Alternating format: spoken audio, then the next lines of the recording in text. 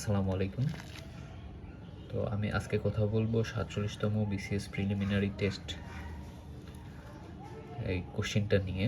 তো পরীক্ষাটা হয়েছে এই সেপ্টেম্বরের 19 তারিখে শুক্রবারে। তো কোশ্চেনটা দেখতে পাচ্ছেন, এটা সেট নম্বর 4, কোড নম্বর রক্ত কমল। পরীক্ষা আমার মোটামুটি হয়েছে, খুব একটা ভালো হয় নাই। এটা প্রথমবার ছিল। তো বাসায় এসে মোটামুটি অথেন্টিক সোর্স থেকে এগুলো সলিউশন বের করছি। তো আজকে ভাবলাম যে আপনাদের সাথে শেয়ার করা যায়। প্রথমে এই কোডটিতে আছে আন্তর্জাতিক বিষয়াবলী। তো 1 নম্বরে দেখতে পাচ্ছেন রোম সংবিধি, কিন্তু খুবই কমন টপিক, যদিও ভুল করে এসেছি, এগুলো আমার দাগানো। এটা এটা দুইটাই ভুল। 3 নম্বরটা এটা কমন পাই নাই। দেন আচ্ছা, আপনাদের এইভাবে ভয়েসটা দিয়ে নিই, কোশ্চেনগুলো পড়লে হয়তো আমারও মনে থাকবে, আপনাদেরও উপকার হবে। দুঃখিত। তো রোম সংবিধি, রোম স্ট্যাচু এর ফলে কোন সংস্থাটি প্রতিষ্ঠিত হয়? International crime court, ICC. বেশ সহজ, কিন্তু বাট কনফিউশনের জন্য আমি ইউরোপিয়ান ইউনিয়নটা দাগিয়েছিলাম, ভুল হয়েছে এটা। যাই হোক, কোন দেশগুলো মেডিসিন লাইন অথবা সীমান্ত দ্বারা বিভক্ত? এটাও বেশ কমন টপিক, যুক্তরাষ্ট্র ও কানাডা। দেন 3 নম্বরে আছে বাংলাদেশ কখন নারীর বিরুদ্ধে সকল বৈষম্য, কেডো, এটা আর কি, কেডো দূরীকরণের সনদে সম্মতি জানায় 6 নভেম্বর 1984। তারপর এগুলোতে আপনারা দেখবেন আমার কোশ্চেনে ডি লেখা আছে, ডি, যে এখানে ডি।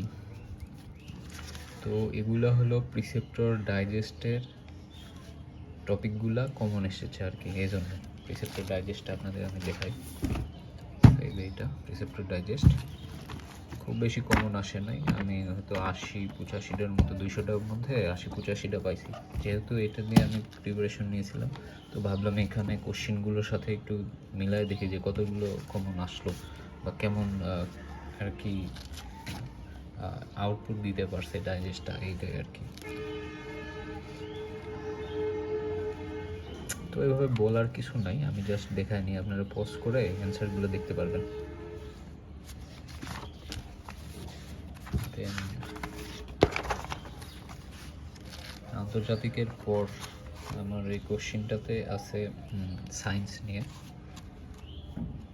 দেখুন, এই গোল চিহ্নগুলো আমি দাগাই নাই, কনফিউশন ছিল, এই জন্য আগে পড়া হয় না, এই জন্য আমি দাগাও নাই, জিনিসটা নিয়ে নেই।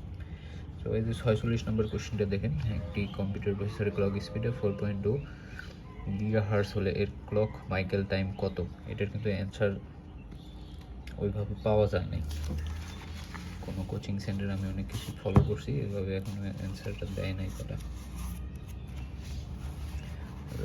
এইটার কিন্তু হবে যে সেকেন্ডারি স্টোরেজ ব্যবহার করে র্যাম বাড়তে। ক্লাউড ডেটা, এটা ভুল আছে, খ নম্বরটা ভুল, ক নম্বরটা সঠিক। দেখুন,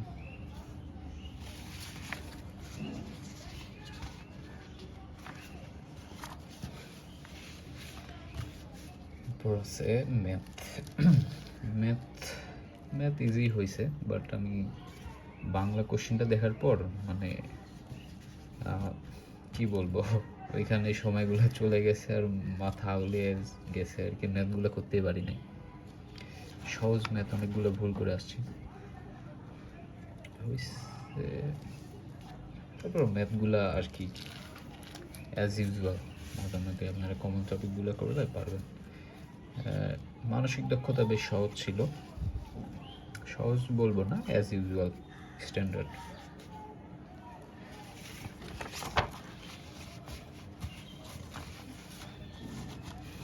এরপরে এইখান থেকে বাংলাদেশ বিষয়াবলী, তারপর আবার এইখানে বাংলা আছে, বাংলার কোশ্চেনগুলো হয়েছে মারাত্মক এবার। দেখুন,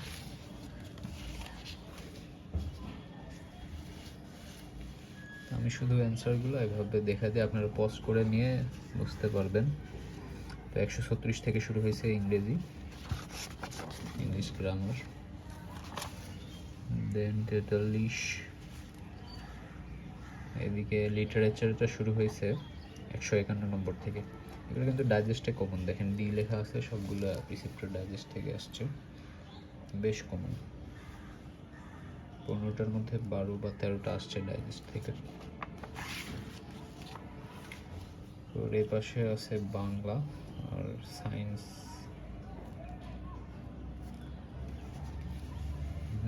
বাংলাদেশ বিষয়গুলো।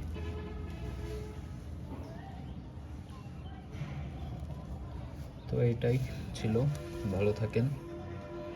দেখি কেমন লাইক কমেন্ট বা পাই, তাহলে আবার নতুন ভিডিও নিয়ে আসব যদি ভালো মনে হয় আর কি।